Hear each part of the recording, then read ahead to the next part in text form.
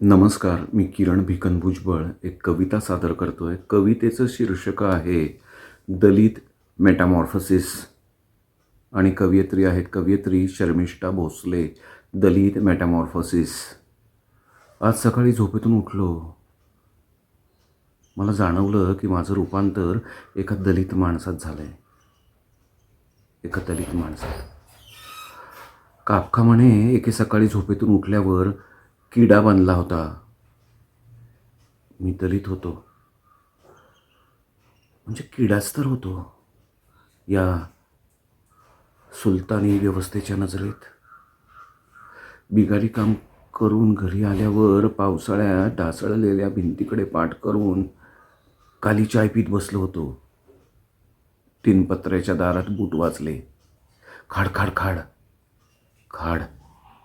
मी माझ्याच अवकातीवर शंका घेत उठणारा स्वागताला तेवढ्यात सुंदरीचे वळ उमटायला सुरू झाले होते पाठीवर आणि हो पोटावरही.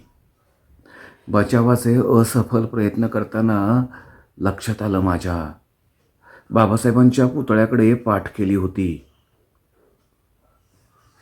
खाकी वर्दीतल्या बाया माणसांनी. संभ्रमाचा धूर दाट होता अश्रुधुराहून. ना पोलीस ठाणं, ना FIR, ना बेड्या, न केलेल्या गुन्ह्याची नोंद झाली नाही कसलीच. हडकुळ्या खांद्यावर राज्याला थंड गार ठणकणाऱ्या अर्ध्या ओल्या जखमी व्यतिरिक्त हो दिवसभरची रोज मजुरी बुडल्यावर या हप्त्यात नेमकं कुठल्या कुशीवर झोपावं नाही कळत, नाही जमत. माझेच व्हायरल व्हिडिओ मी बघत बसतो. याची देही याची डोळा. Rewind trauma. जगत राहतो. पण हे नक्की या फडफडणाऱ्या काळ्या रातीला निळ्या झेंड्याची शपथ घेऊन सांगतो, बाबासाहेबांकडे पाठ करून झोपणाऱ्यातला मी नाही. बाबासाहेबांकडे पाठ करून झोपणाऱ्यातला मी नाही.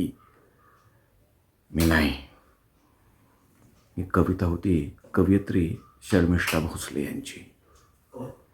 बाबासाहेबांकडे पाठ करून झोपणाऱ्यातला मी नाही.